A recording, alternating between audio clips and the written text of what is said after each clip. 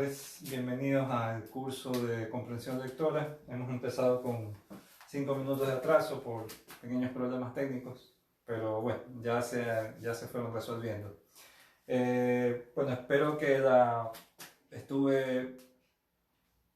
envié una evaluación el día sábado para las personas que han estado siguiendo el curso y de una u otra forma verificar si los conocimientos han quedado de una u otra forma afianzados. No sé, realmente no sé si algunas personas han abierto los enlaces, pero bueno, así es esto, pues, ¿no? En el proceso las personas irán viendo el interés de este curso y de pronto se van sumando y van haciendo las actividades. Las actividades, como les dije, son básicamente para determinar si el curso ha cumplido con algunos de los propósitos, los objetivos que se han planteado.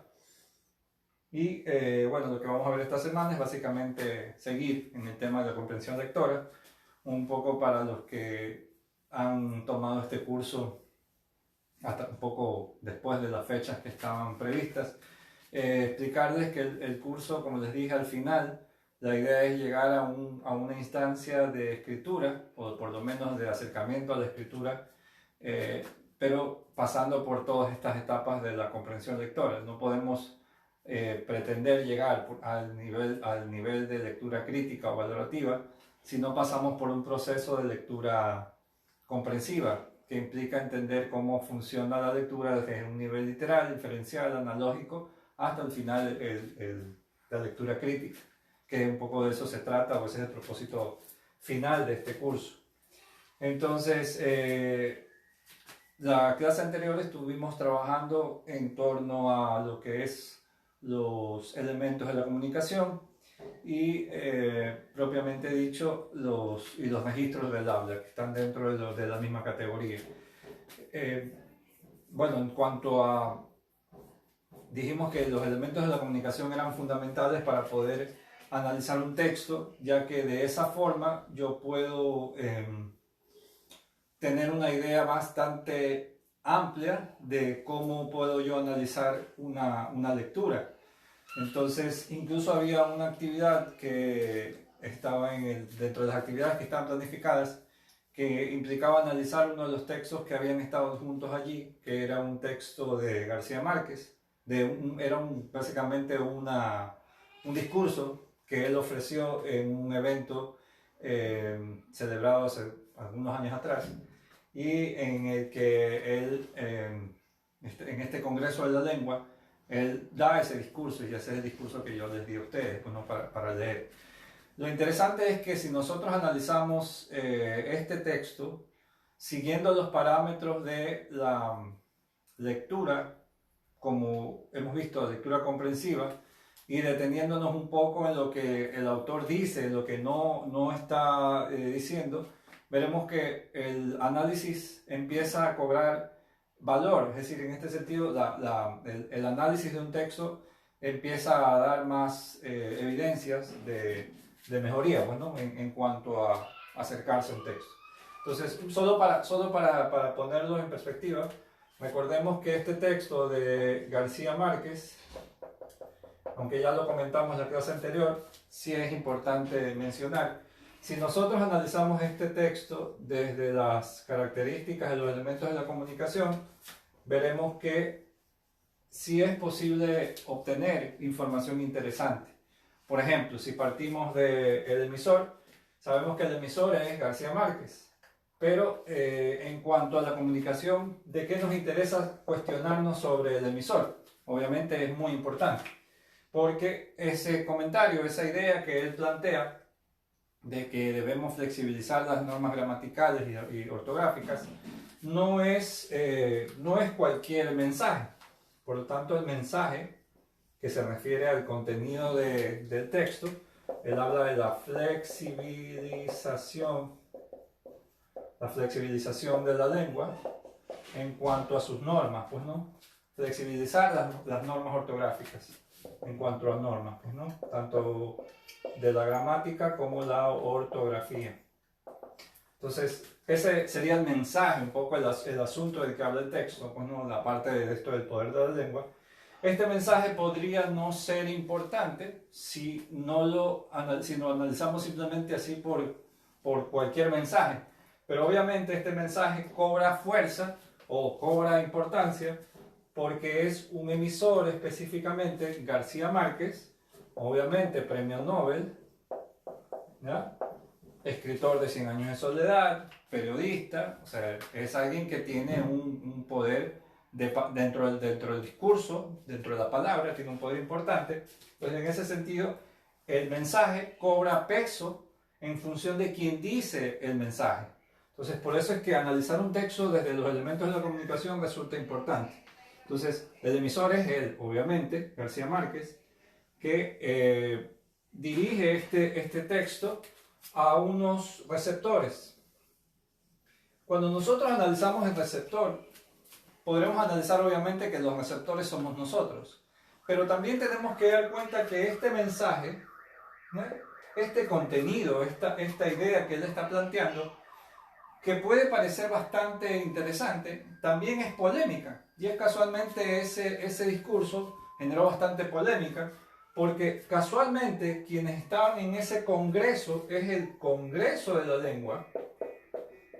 Entonces imaginen ustedes quiénes serán los receptores de este Congreso de la Lengua. ¿Ustedes creen a quién le podría interesar este mensaje de García Márquez? O sea, este contenido de lo que es el poder de la lengua.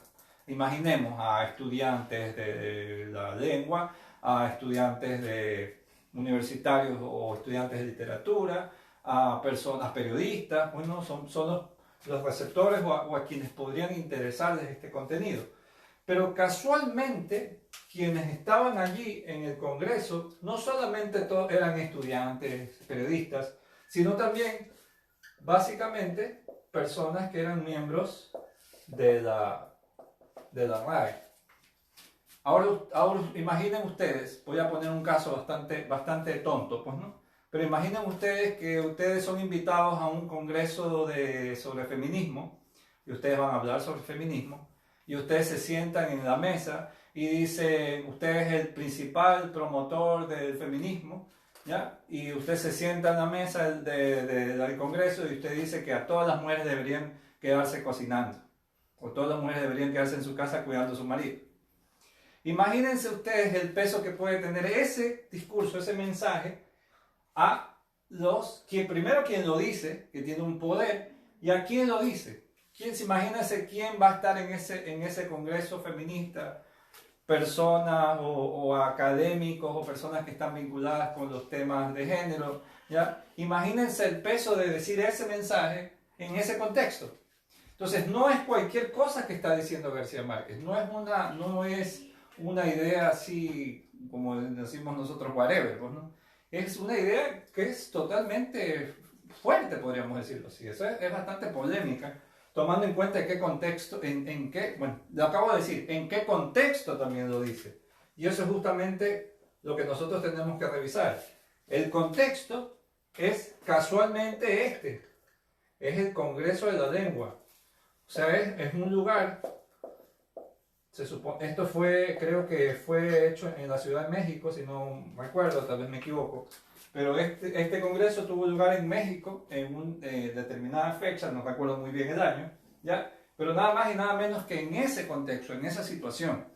No es lo mismo que decir un mensaje en una conversación de tú a tú, pues, ¿no? De pronto García Márquez hablando con una persona que lo está entrevistando y dice eso, pues, ¿no?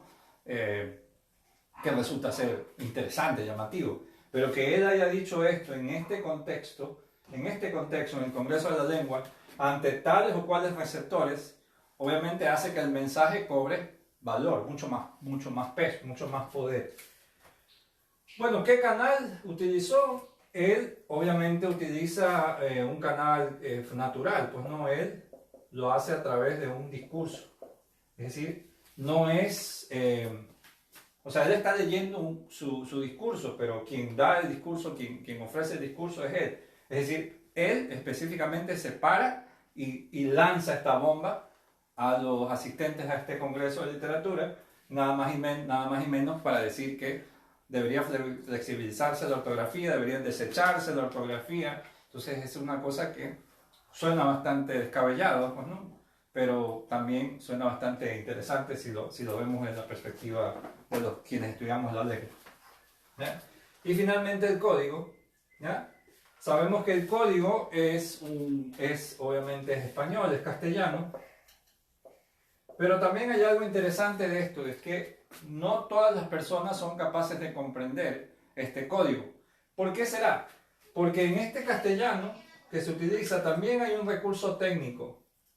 Es decir, hay un registro del habla bastante técnico. Cuando García Márquez habla de los subjuntivos, habla de los gerundios, habla de las palabras, los dequeísmos, ¿ya? Ya ahí, para poder entender este contenido, también hay que tener un cierto conocimiento de temas, obviamente, de la gramática o de aspectos relacionados a la gramática para poder entender el contenido. Es decir, hay que tener un cierto nivel de lenguaje técnico, ¿ya? O científico para poder entender lo que se está diciendo.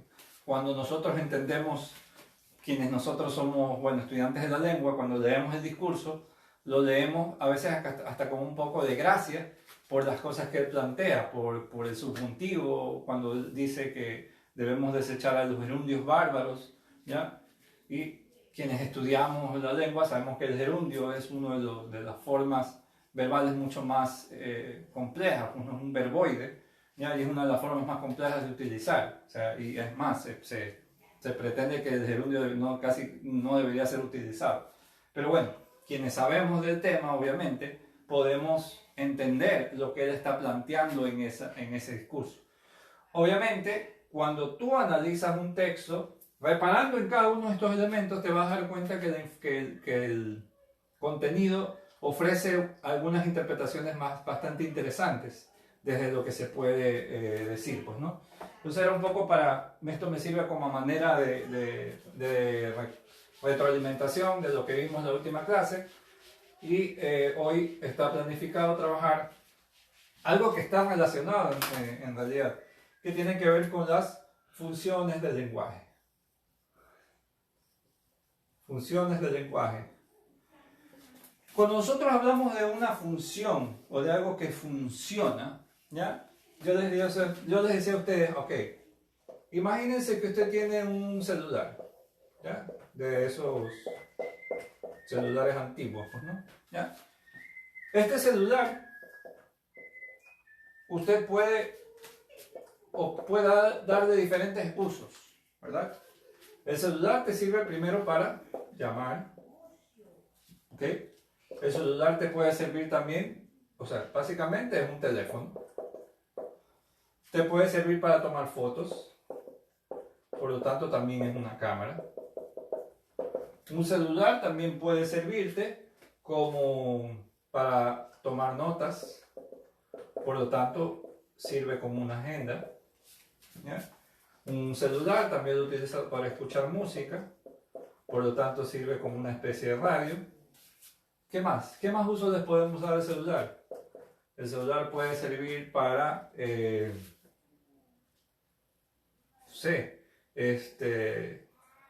grabar, por lo tanto será una grabadora, ¿ya? Podemos utilizarlo para poner alarmas, por lo tanto cumple la función de un despertador, ¿verdad? Entonces, cuando yo hablo de función, si se dan cuenta, todo objeto tiene una función, ¿ya? Dependiendo de para qué fue creado. Y en este sentido, el celular tiene múltiples funciones, ¿ok?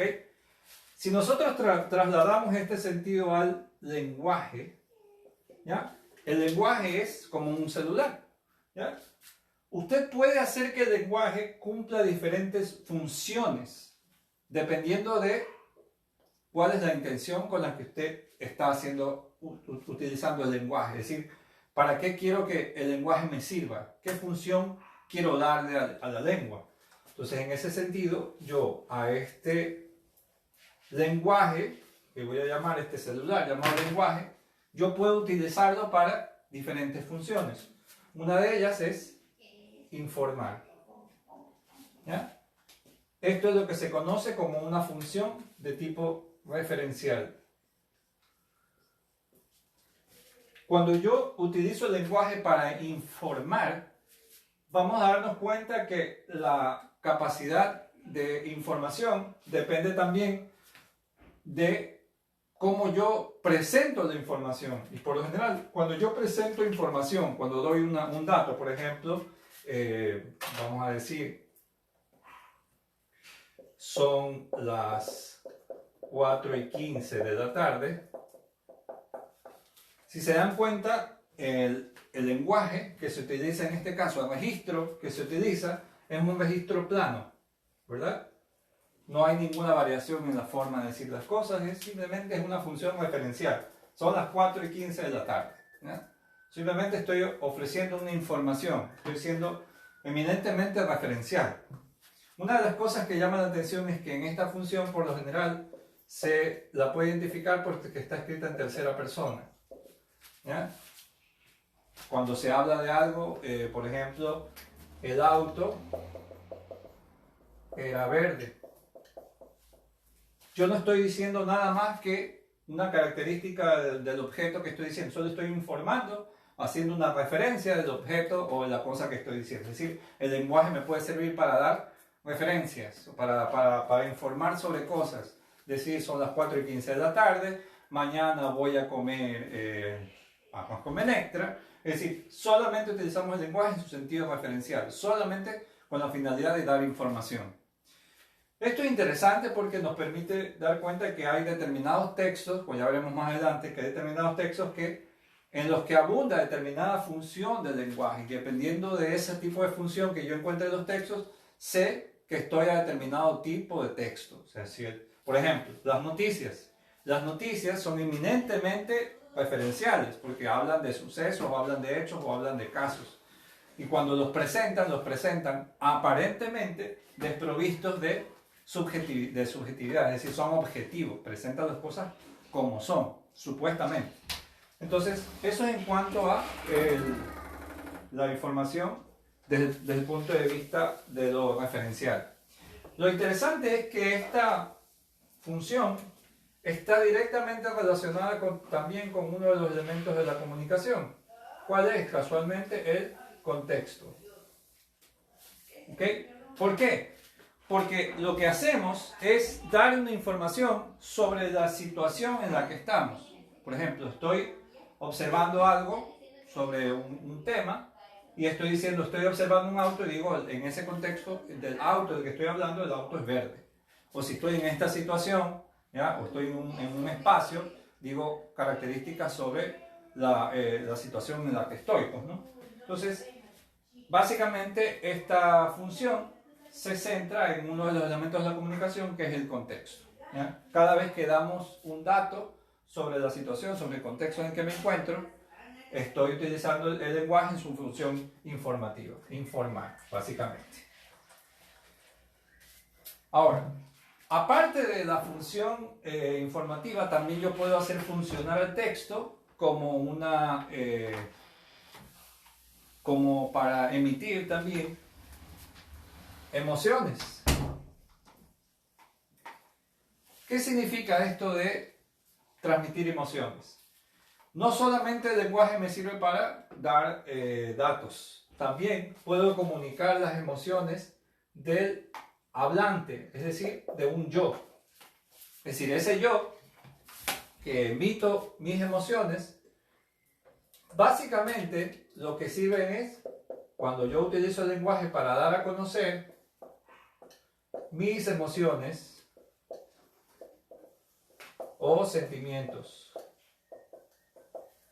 ¿Ya? Se puede dar cuenta usted que esta función del lenguaje recae exclusivamente en un elemento de la comunicación que es el emisor. Cuando yo utilizo el lenguaje para hablar exclusivamente de mí, de cómo me siento, ¿ya? Podemos identificarlo por la presencia de un yo, ¿ya? No necesariamente tiene que estar dicho, pero se entiende, pues, ¿no? Cuando yo digo tengo hambre, obviamente estoy manifestando no estoy informando sobre una cosa objetiva. O sea, esto no es informar que estoy, sino te estoy comunicando que sobre un sentimiento, en este caso una necesidad física, en este caso, que es que tengo hambre. Manifiesto que tengo hambre. Cuando aquí hay presencia de un yo, dice tengo hambre, se supone que es un yo tengo hambre, estamos frente a una función expresiva. ¿Ya? Esta función, la función expresiva, es una de las funciones que utilizamos casi la mayor parte del tiempo. Es decir, estamos constantemente comunicando nuestras emociones, estamos hablando de cómo sentimos, lo que no nos gusta, lo que nos gusta. Entonces, hacemos uso de una función expresiva. Vamos a comunicar una situación, una emoción, a partir de decirla o de manifestarla en nuestra forma de hablar. ¿Ya? Entonces, ¿qué otro tipo de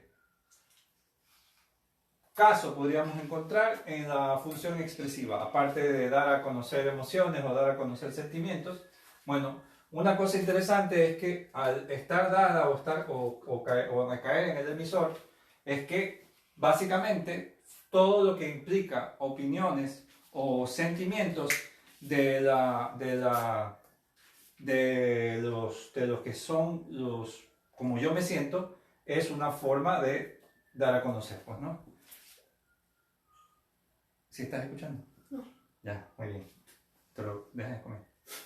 ¿Por qué? Suena. Entonces, tengo que llamarle la atención a mi hija porque está comiendo. Se le escucha todo. Tengo hambre. Ya, pero entonces, ya. Pero, ok. Ok. Entonces, eso en cuanto a la función expresiva. Ya veremos algo interesante de esta función que tiene que ver con que muchas veces estas funciones pueden cumplir otro propósito, aparte de que tienen por la forma como están, se están enunciando, pues, ¿no? Ahora, otra forma en la que yo puedo utilizar el lenguaje es con una intención de orden.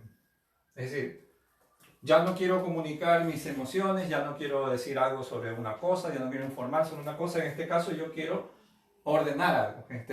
Cambio el lenguaje que yo utilizo como un celular, de pronto lo cambio a modo orden. Y en ese orden, ¿ya? Esa orden que yo doy, se dan cuenta, no cae en un emisor. ¿Ya? Cuando yo doy una orden, ¿de quién espero que haga o cumpla esa orden? Obviamente de un otro. Por lo tanto, esta función recae directamente en un receptor. ¿Ya? Recae directamente en un receptor. ¿Pero qué busca esta función? Como vemos aquí, obviamente, cuando yo hago o enuncio algo a partir de alguien que quiero, de esa persona, lo que busco es que ese receptor se movilice o realice una acción. Es decir, lo motivo, lo muevo a que haga una acción. Y en este caso, el lenguaje que yo utilizo, la forma como yo puedo identificar cuando yo estoy frente a una expresión de orden, por lo general son las palabras imperativas. Básicamente estos son verbos imperativos. Los verbos imperativos son estas palabras, obviamente son verbos, que denuncian una acción, como por ejemplo, calla, compra, llama, ¿ya? Deja de comer. Ese tipo de expresiones son de tipo de orden, pues no, porque buscan algo del otro, buscan algo del receptor para que esa acción la realice. Lo interesante de esta función del lenguaje es que esta función muchas veces no se presenta de manera directa. Es decir, yo puedo decirle a ese otro, pues no, yo qué sé, cállate. ¿Ya? Como ven ahí en esa expresión cállate, por lo general suele venir acompañada de signos de admiración, porque obviamente es una palabra fuerte, pues no, cállate. El problema con este tipo de función es que es una función que se puede considerar en cierto sentido agresiva.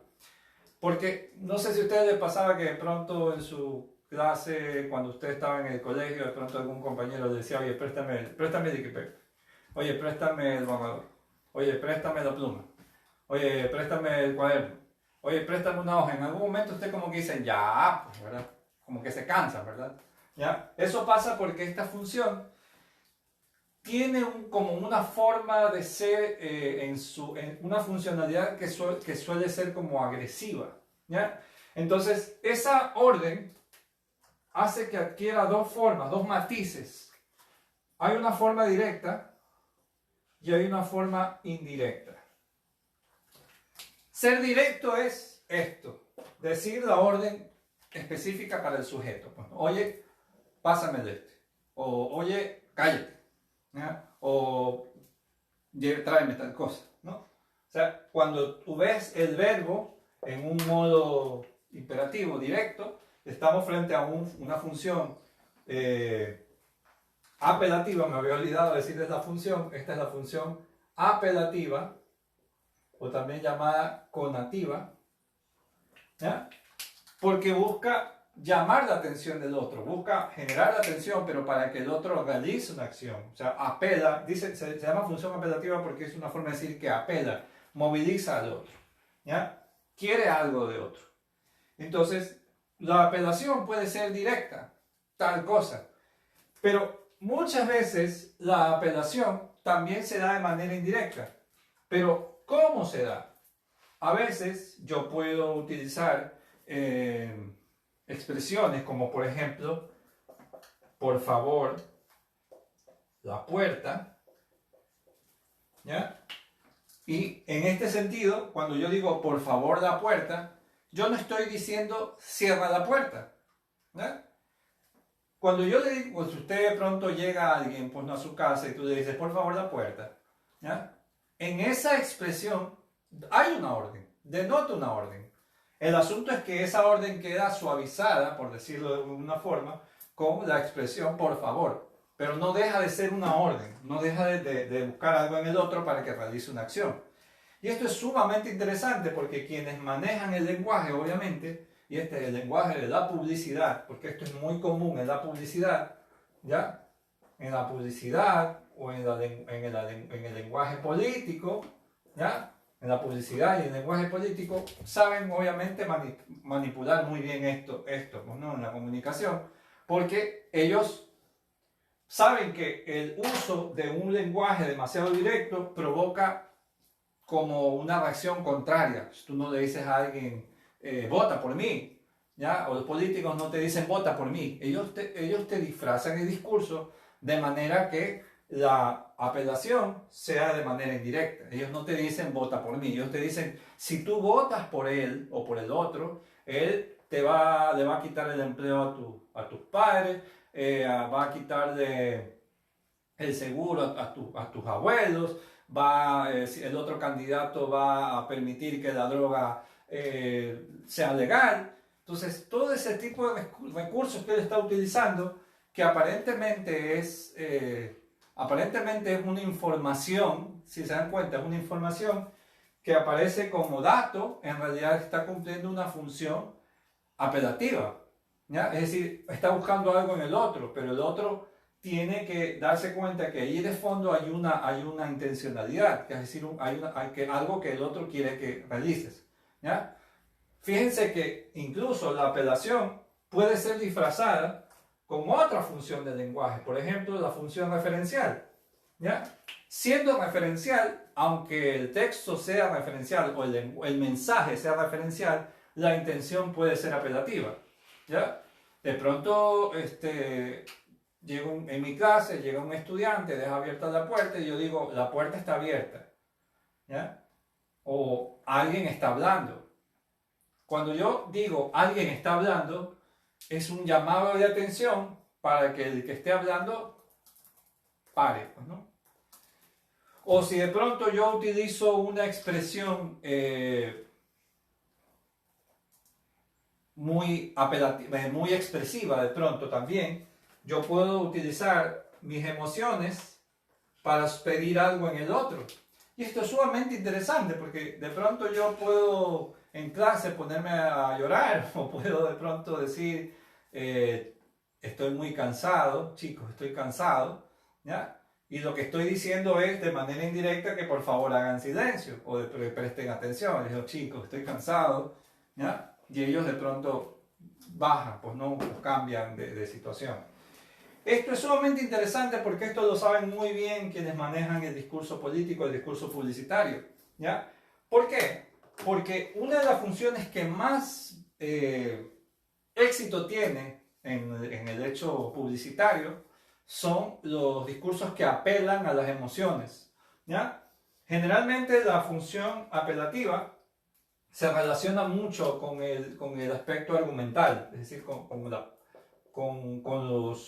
los argumentos, porque los argumentos básicamente lo que hacen es buscar un cambio de accionar en el otro, pero ese accionar o ese cambio de acción en el otro puede variar dependiendo de la estrategia que yo utilice para llamar la atención del otro, ¿ya? Yo puedo decirle al otro, cállate, pues no, soy directo, pues no, utilizo una función apelativa, ahí no hay un argumento, simplemente es cállate, es una orden, pero también en esa forma de llamar la atención puedo utilizar estrategias.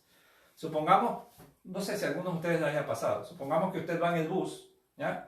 Y en el bus se sube una persona indigente, pues no, una persona y dice, señoras, señores, disculpe que les interrumpa su viaje, yo soy una persona pobre, yo tengo que comprar una receta, y les muestro una receta de 1980, pues, ¿no?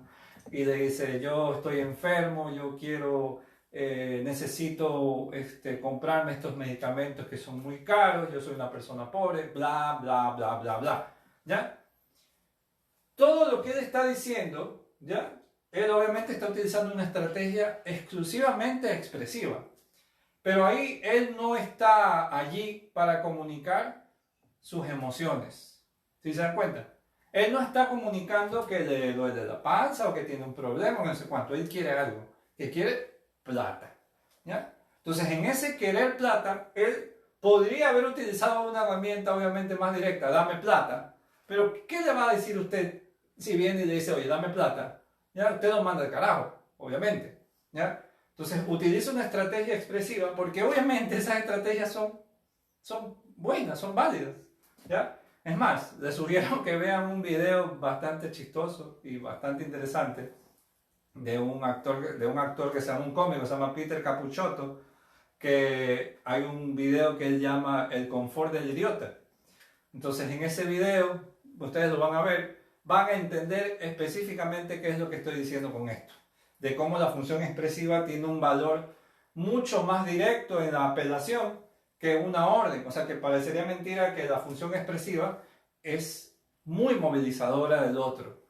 No sé si les pasa a muchos hombres tal vez que cuando ven una mujer llorar o cuando ven una mujer que se pone triste, ya de pronto en una discusión, cuando ya se ponen a llorar usted ya no sabe qué hacer. O sea, ya incluso usted termina disculpándose con su novia porque ya usted ya la hizo llorar.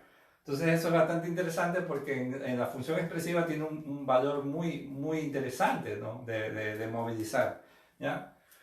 Obviamente quienes somos docentes y quienes estamos incluidos en esto ya las cuestiones emocionales ya no tienen efecto. A veces vienen los estudiantes casi que con el drama, llorando, diciéndole que los ayude, pero a veces uno puede detectar cuando es una manipulación o cuando es verdaderamente una situación que requiere ya de pronto un cambio de actitud.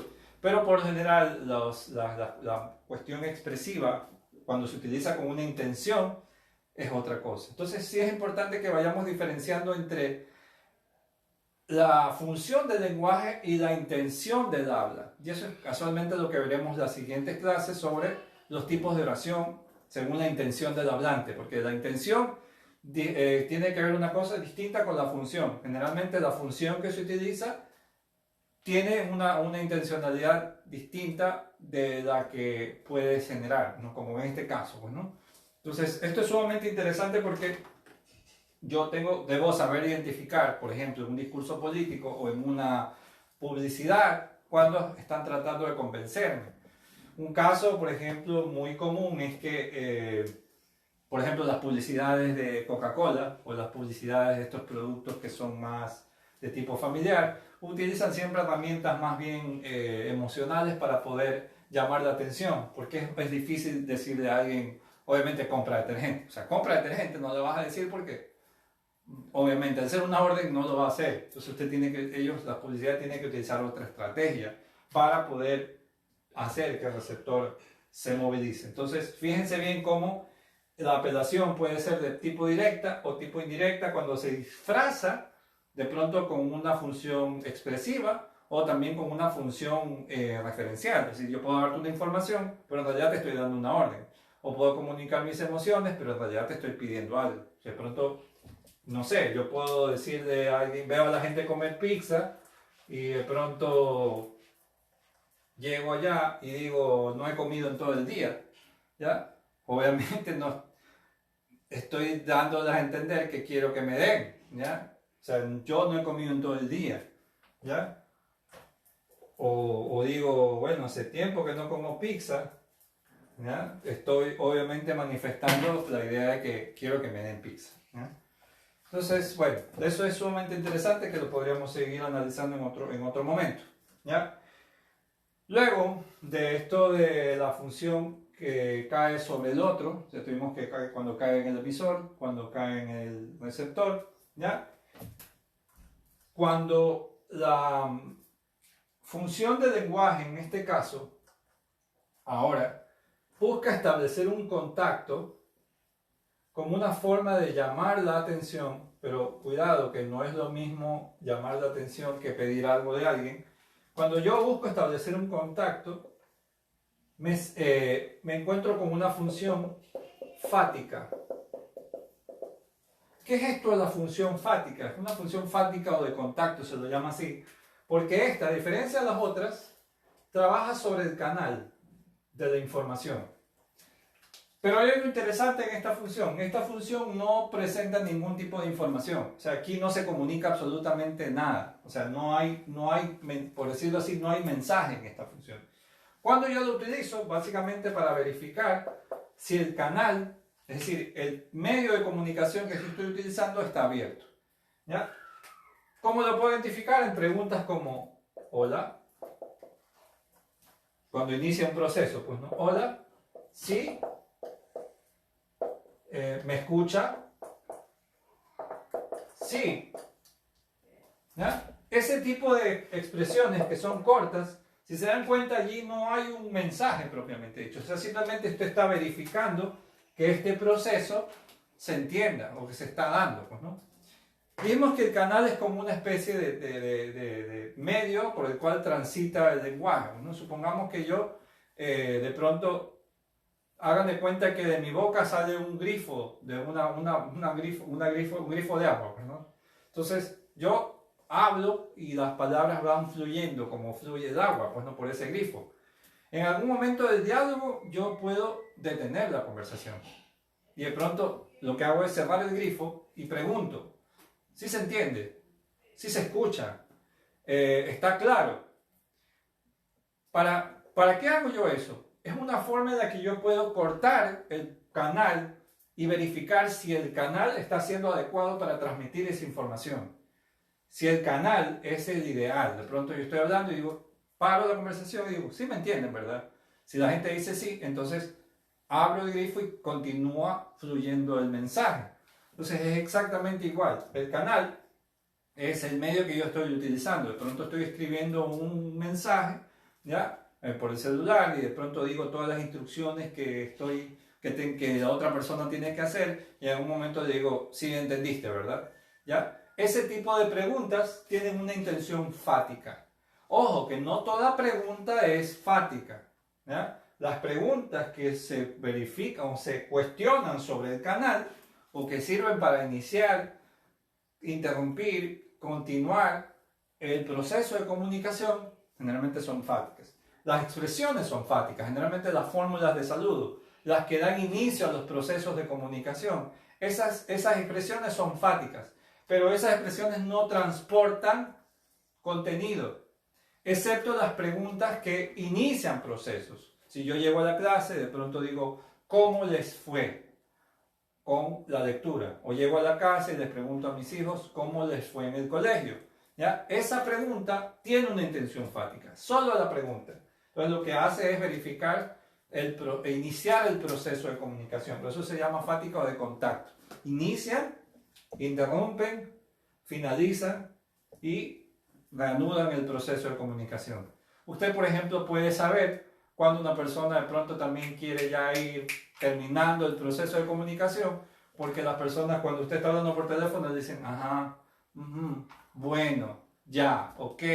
Pues usted ya sabe que la persona ya está intentando cortar el proceso de comunicación. Entonces ahí vemos claramente una intención fática. Dijimos que en esta función no hay mensaje, ¿no? Porque aquí lo único que se hace es verificar que el proceso de comunicación se esté dando de manera adecuada. ¿Ya?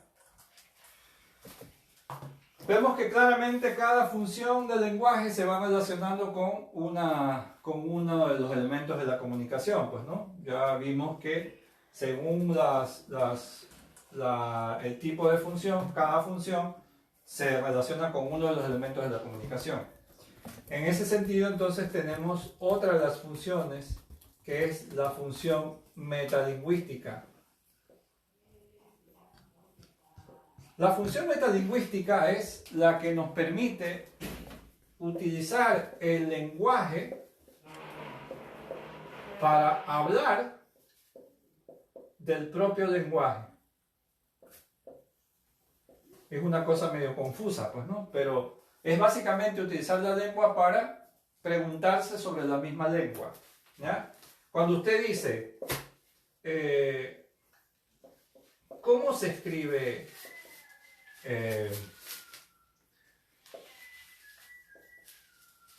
hábito?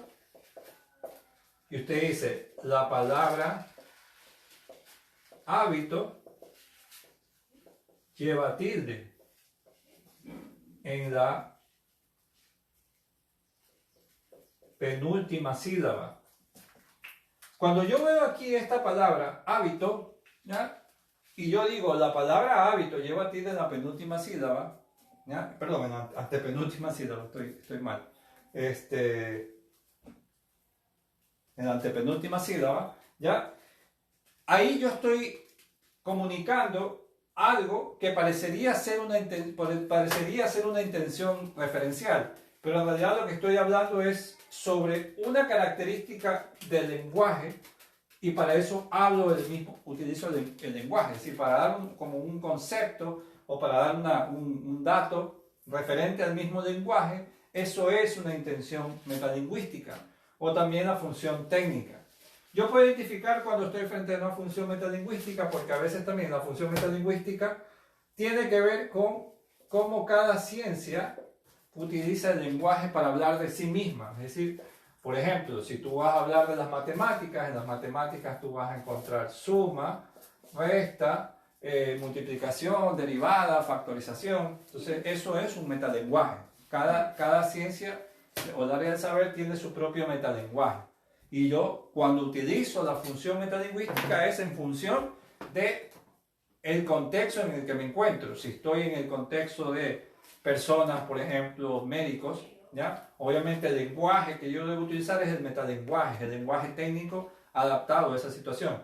Hago funcionar el celular que tengo por lenguaje para que hable en ese lenguaje. Es decir, cambio mi función referencial de informativo a un lenguaje metalingüístico, una función metalingüística. Lo hago funcionar como un lenguaje técnico, ¿ya?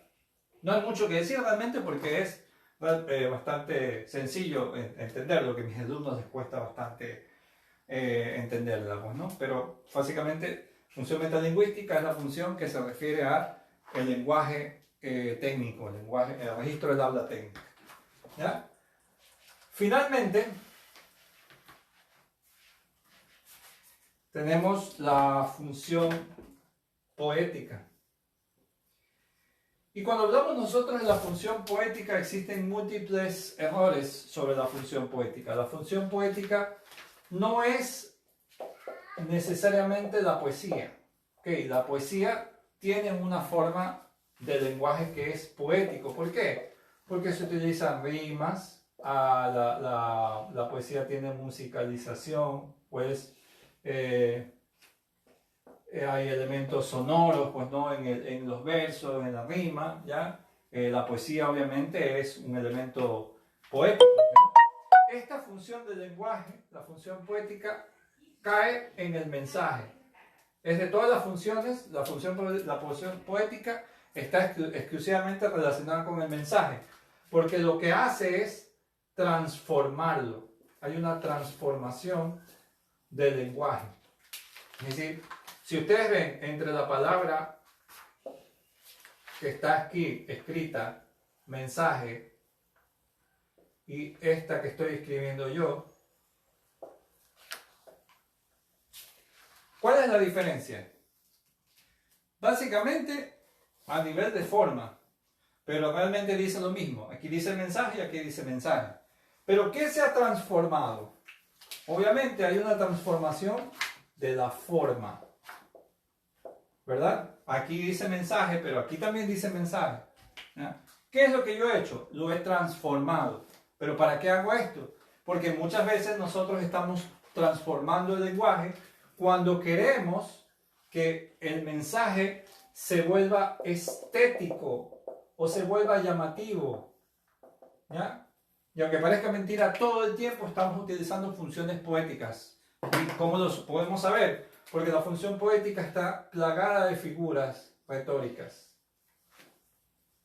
Cada vez que exageramos, cuando le decimos a una persona, oye, te esperé un siglo, ¿ya? Obviamente nadie espera un siglo, pero es una forma metafórica de decir que lo esperó mucho tiempo, o esperé mucho tiempo. Esa sería la forma referencial. Pero yo opto por transformar el mensaje a una intención poética para que esto nosotros decimos que suene bien.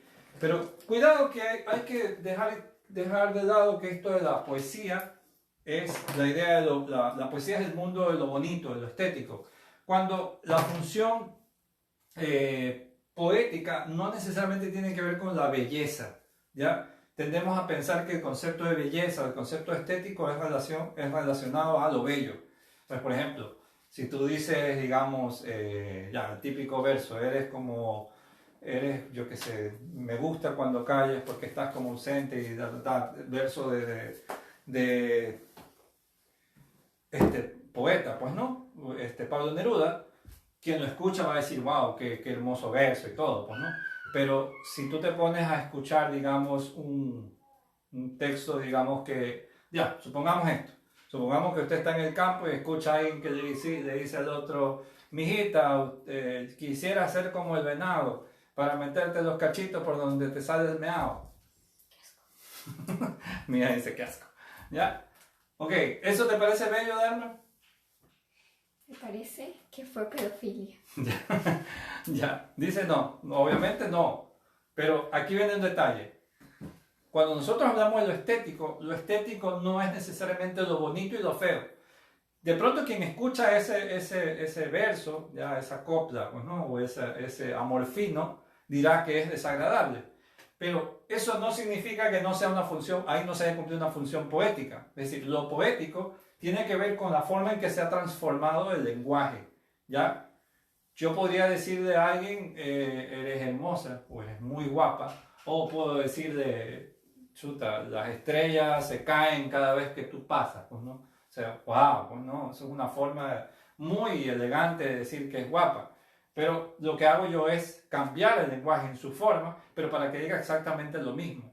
Por eso es que un amor fino no se puede considerar algo feo, aunque suene desagradable, porque eso es también una función poética. Él ha transformado el lenguaje para utilizar otra forma de decir las cosas. Y eso es también poético, ¿ya? No pensemos que lo poético es lo bello, el lenguaje utilizado hermoso, no. Cada vez que utilizamos, por ejemplo, los juegos de palabras, los acertijos,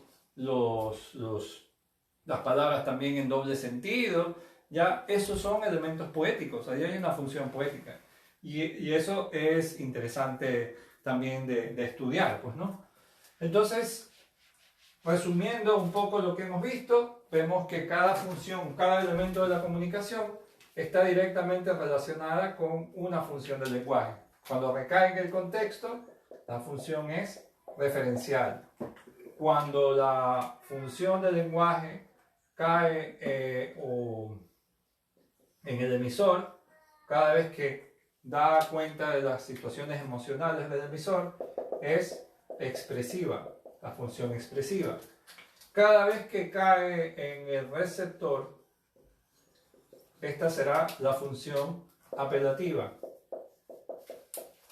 Cada vez que cae en el mensaje, nosotros decimos, esta es una función poética. Es decir, lo que hace es transformar el mensaje, pero igual va a decir lo mismo, ¿ya? Cuando cae en el canal, o cuando se cae específicamente para abordar sobre el canal, esta se la conoce como una función fática. Y cuando cae en el código, o cuando recae sobre el código de la lengua, esta será la función metalingüística. ¿Ya? Ven claramente que cada una de estas funciones, como este celular, que es como si fuese el lenguaje, como si fuese un celular, se lo puede adaptar a diferentes situaciones dependiendo de los propósitos con los que yo quiero utilizar la lengua. Si yo quiero ser muy referencial, o sea, si yo quiero ser referencial, si quiero dar una información, me remito al contexto en el que estoy en este momento y digo son las 4:56, esa información no solamente te informa, pues hace una referencia sobre el contexto en el que estoy. Si expreso mis emociones, si digo yo tengo sueño, ¿ya? Obviamente estoy comunicando algo que cae sobre mis sentimientos, sobre mí, sobre un yo que comunica sus emociones. Cuando yo busco algo del otro, en este caso del receptor, voy a utilizar el lenguaje con una intención apelativa, para movilizarlo, para hacer que el otro haga lo que yo quiero o espero del otro. Cuando transformo el lenguaje para utilizar el mensaje, pero decirlo de otra forma, de una forma distinta, aunque suene desagradable, suene bonita, es una función poética, ¿ya?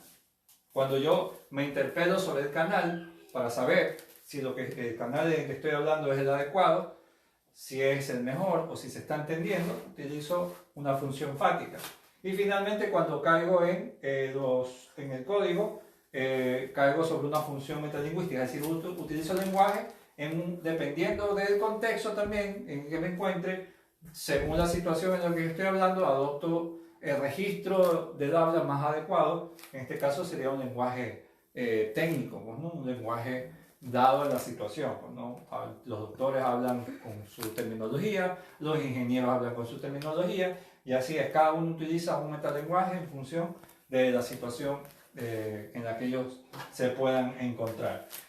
Entonces, esto es lo que nos va a servir de aquí en adelante para poder ir identificando diferentes intencionalidades en el discurso cada vez que nos enfrentemos a un texto y veamos lo que está pretendiendo hacer. Ya vimos que una de las más complejas o de las más en las que sabemos no a veces identificar cuál es la función que nos están tratando de hacer, es la función apelativa, pues, ¿no? Porque la orden que se hace sobre un otro a veces se disfraza, aparentemente puede ser comunicar una emoción, pero en realidad está comunicando otra cosa, pues, ¿no?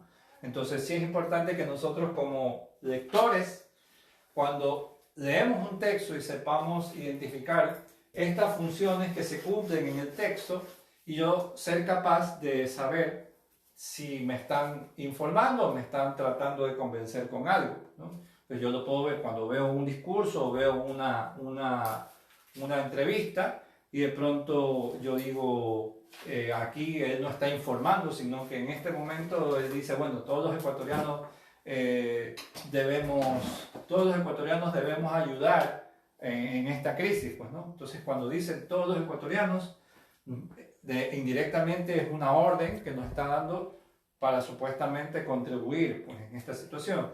Pero ahí uno dice, bueno, que realmente cómo van a contribuir otros o la clase política sobre determinado tema, pues. Entonces, ese tipo de lecturas son interesantes de analizar cuando reparamos, por ejemplo, en estas las funciones de lenguaje. Pues, ¿no? Hay una lectura allí en ese material, dejé una lectura y un material de trabajo en el post que describe lo que vimos en esta semana, lo que estamos viendo en esta semana. Sugiero que las personas que igual siguen interesadas y sigan viendo, no sé cuántas personas tenemos que nos están viendo, bueno, gracias por ese uno que nos está viendo, pueda seguir interesado en el taller, ya se fue, y puedan trabajar. La próxima clase vamos a trabajar sobre una clase bastante interesante sobre las estrategias para poder identificar el significado de palabras de sentido extraño. Entonces esto nos va a un poco ayudar en esta tarea. Como les digo, hay una actividad, una lectura que pueden ustedes hacer, hay un material teórico sobre esto que acabamos de ver que está un poquito más ampliado, pero es lo que más o menos lo que he tratado de explicar. Bueno, nuevamente agradezco a las personas que han visto el video y nos vemos el día miércoles a la misma hora y por el mismo canal. Así que, chao, soy el profesor.